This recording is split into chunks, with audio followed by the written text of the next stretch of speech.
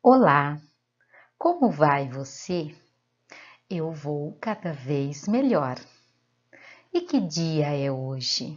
Hoje é o primeiro dia da minha nova vida. Meu nome é Geórgia Fernanda Nardi, sou voluntária do Amor Exigente, aqui na cidade de Sumaré, estado de São Paulo. Sou licenciada em Artes Visuais e Pedagogia, faço parte da equipe do Amor Exigentinho, que está produzindo um material de apoio para você que desenvolve a metodologia do Amor Exigentinho nas mais diversas esferas, inclusive a educacional. A faixa etária com a qual eu trabalho e para a qual eu desenvolvo o material é a faixa etária de 10 a 12 anos. Essa faixa etária, ela diz respeito a uma época do desenvolvimento do indivíduo bem interessante.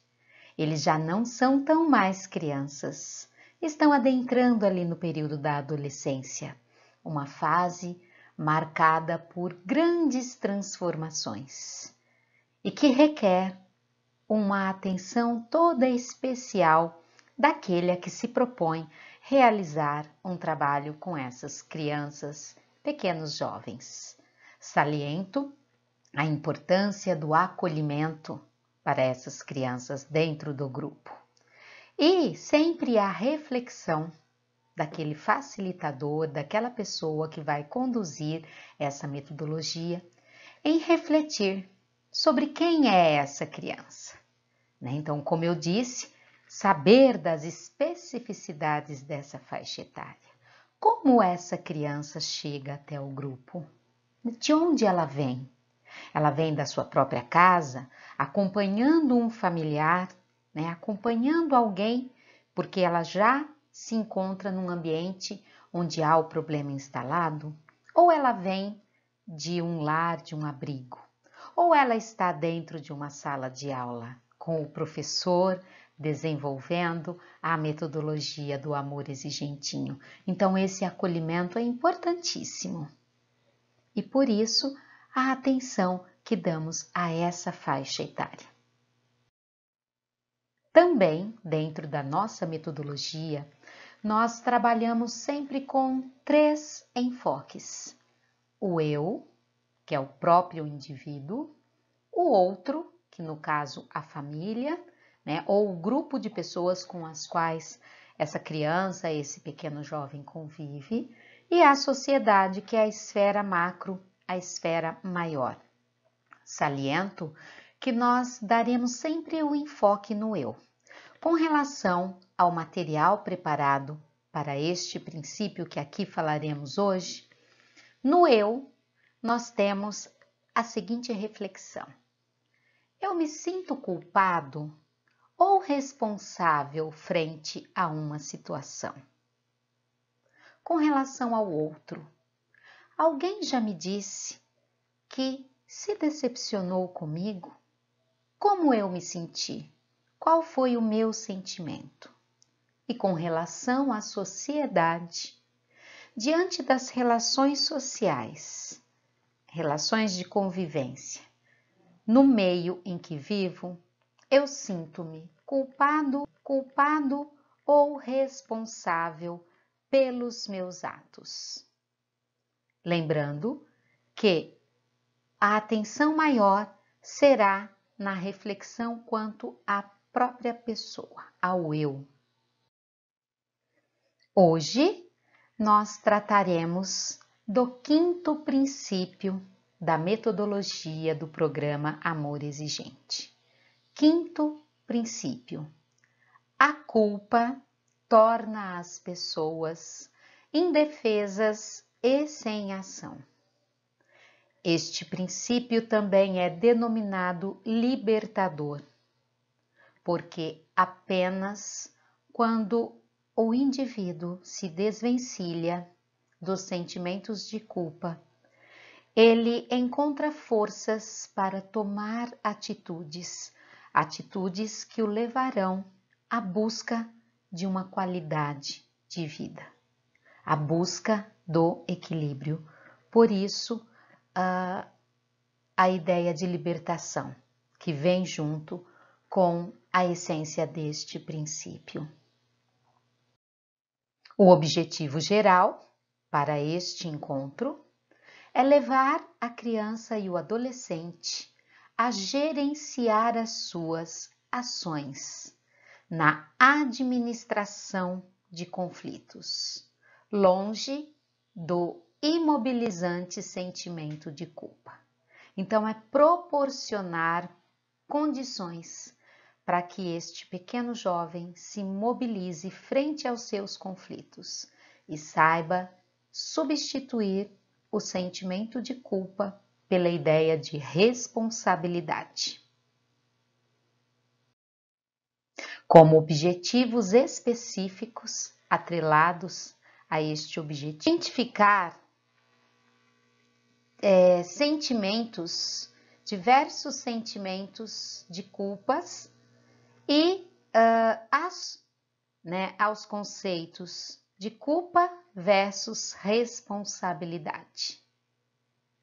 Identificar ações de resolução de conflitos a partir do conceito de responsabilidade. Identificar responsabilidades referentes aos diversos papéis sociais. Identificar as situações de culpa e os sentimentos dela decorrentes. Mas a ideia central é diferenciar, o conceito de culpa e responsabilidade. Como indicação literária, trago hoje um livro de literatura infantil, infanto-juvenil no caso, do Demy, da editora Martins Fontes, O Pote Vazio. Nesta história tão cativante e envolvente, há um imperador que distribuiu sementes de flores às crianças do seu reino, para que elas as cultivassem e trouxessem, ao final de um ano, o resultado do seu trabalho. Ao final de um ano, o menino Ping só conseguiu apresentar um pote vazio, mas o que parecia um fracasso tornou-se um grande triunfo. Eu deixo aqui a dica para vocês conhecerem essa história, se encantarem por ela e transmitirem esse encantamento aos adolescentes, pequenos jovens do seu grupo de amor exigentinho. Para iniciar a conversa a respeito do quinto princípio, nós vamos realizar uma dinâmica. Eu sempre proponho uma dinâmica porque ela tem a potencialidade de trazer à tona, por uma situação ali envolvente e participativa, questões para reflexão. E hoje, a dinâmica eu intitulo O Pote da Culpa. Para essa dinâmica, você vai precisar um pote com tampa, tá? 1/4 de papel sulfite para cada participante, lápis ou caneta. Você vai organizar os integrantes do grupo numa roda. Cada um vai receber esse pedaço de papel, a caneta ou o lápis, e você vai explicar que eles deverão escrever naquele papel uma situação vivenciada por eles, na qual eles se sentiram culpados. Dê um tempo para que todos possam escrever a situação na sua folha e a seguir o pote vai voltar passando de mão em mão, cada um vai abrir e colocar o seu papel dentro. Feito isso, você vai solicitar que eles tornem a passar esse pote por todos os integrantes da roda. Cada um vai retirar um daqueles papéis, fazer a leitura para o grupo e aí, na sua opinião, o integrante deverá dizer o que ele faria para eliminar aquele sentimento. Vejam que eles estarão lendo algo que outra pessoa escreveu. Então, isso afasta um pouquinho aquela timidez com relação a estarem expostos diante de uma situação. E, por outro lado, eles terão condição de dar um conselho para o seu colega de grupo. O que fazer para eliminar aquele sentimento? O que eu faria se fosse comigo?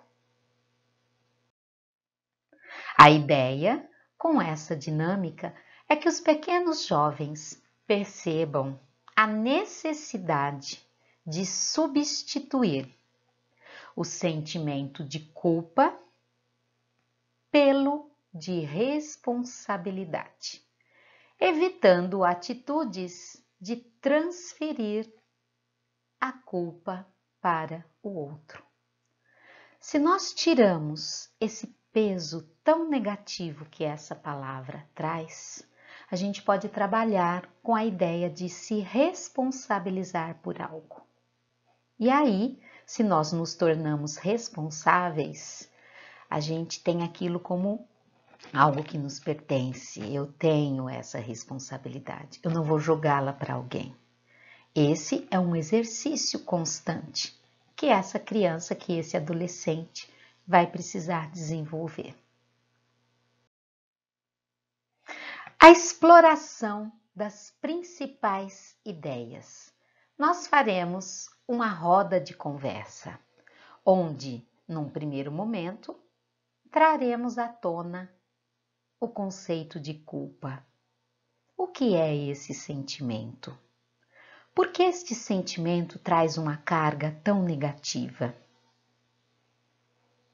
E, decorrente desse sentimento, com essa carga tão pesada, vem outros sentimentos junto. Um deles é a autopiedade. O outro, a autopunição. O outro, o desânimo. A manipulação, porque aquela pessoa que se sente culpada, muitas vezes para amenizar esse sentimento tão ruim, ela começa a manipular o próximo. O arrependimento e a depressão. Vejam que fecha-se um quadro em que a pessoa se sente amplamente imobilizada, né? E fragilizada para tomar atitudes que melhorem a sua condição naquele momento. Agora, quando nós trazemos o foco do sentimento de culpa para o de responsabilidade, a gente vai refletir sobre alguns pontos. Que responsabilidade é mudar comportamentos, é alterar as atitudes, é corrigir os erros, né? Reparar os erros, é sair da situação de culpabilidade e caminhar para a solução dos problemas. Quando eu vou agir com responsabilidade, eu não vou focar no problema, eu vou focar na solução. Lembrando que quando nós vamos nessa roda de conversa refletir sobre essas questões, esse momento ele tem que ser breve, não pode ser longo, porque também essa criança, esse pequeno adolescente, ele não tem uma capacidade de concentração tão grande ainda, eles estão numa fase de transição. Por isso que a gente introduziu com uma indicação literária, com uma dinâmica, né, para movimentar ali as ideias, e aí a gente traz as ideias essenciais do princípio, mas explorem de uma maneira mais breve. E aí, então, passada este momento, né, de conversa acerca dessas principais ideias, desses principais tópicos, nós vamos para a atividade prática, porque aí nós saímos de um momento mais de uma parte de fundamentação, né, de reflexão, para uma prática novamente. E aí, a atividade de hoje que eu proponho é colocar a responsabilidade em exercício. Não adianta falarmos, né, de responsabilidade sem não darmos condições para que essa ideia se traduza na prática. E aí, o que vai ser proposto é que os participantes plantem e cuidem de um pé de feijão, né? Uma atividade que todos conhecem e que geralmente é feita, inclusive nas escolas, né? Quem nunca se encantou com o seu potinho, o algodão e a sementinha de feijão e ir acompanhando o desenvolvimento? Só que agora a gente vai trazer a ideia de responsabilidade com o cuidado. Então, o material também materiais simples, um pote plástico, algodão, grãos de feijão. Após o plantio, né, então eles vão colocar o algodão no fundo do pote, molhar esse algodão um pouquinho, colocar a semente ali. Após o plantio, os participantes vão levar esse pote com a sementinha para casa e eles vão apresentar semanalmente para o grupo como está o desenvolvimento do seu pé de feijão. Eles poderão, inclusive, desenhar as fases de desenvolvimento para fixar no mural da sala. E aí será bem interessante a conversa sobre o que está acontecendo. Essa semente está se desenvolvendo bem, né? O que tem atrapalhado? O que tem atrapalhado? O que eu posso fazer para melhorar o desenvolvimento? E a ideia de cuidado, de responsabilidade. Quando a gente se dispõe a cuidar de alguma coisa, a gente tem que ter uma dedicação. E aí eu não posso transferir essa responsabilidade para outra pessoa. Então, uma situação muito simples, mas que tem um potencial mobilizador muito grande para o exercício do conceito de responsabilidade. Dando prosseguimento ao encontro, nós vamos para aquela parte que é fundamental dentro da nossa metodologia. Se queremos mudanças, temos que ter atitude. E aí, o momento para o estabelecimento das metas. Como nós já estamos ali no quinto princípio, né? Nós já estamos caminhando para metade aí dos princípios dentro da metodologia do amor exigentinho, é o momento desses participantes aí do seu grupo já estarem focados em metas individuais. Lá no início, eu até sugeria metas coletivas, mas agora nós temos que pensar na importância do próprio indivíduo, do sujeito, se analisar e propor estratégias para mudança. Na realidade, as metas nada mais são do que os instrumentos, as ferramentas que nos ajudam a ficar cada vez melhor. E eu proponho como uma sugestão, tá? Vocês, dentro do grupo de vocês, podem conversar e essas crianças pensarem em outras. Mas sempre dou a dica de atrelar a ideia da meta com relação ao princípio. Então, minha sugestão é: o que eu farei nesta semana para ser mais responsável com as minhas tarefas? E aí ele pontua, né? Quais das minhas responsabilidades, né? Quais das minhas tarefas eu acho que eu preciso melhorar? Em quais delas? E o que eu posso fazer? Sempre a importância de pontuar, não deixar solto, porque tudo que fica solto não acontece. Então, eles deverão pensar e pontuar. E aí, partindo para o encerramento deste encontro, é aquele momento muito especial, é o momento da despedida. É o momento de unir os nossos corações, né? Unificar os nossos sentimentos para seguirmos rumo a uma semana, né? Até nos encontrarmos. E faremos de mãos dadas, de mãos unidas, a oração da serenidade, dizendo: eu seguro a minha mão na sua e uno o meu coração ao seu, para que juntos possamos fazer aquilo que sozinho eu não consigo.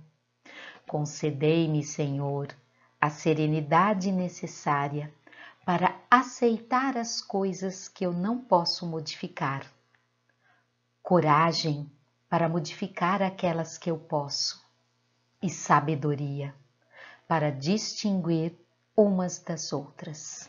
Força, fé e alegria. Até o nosso próximo encontro.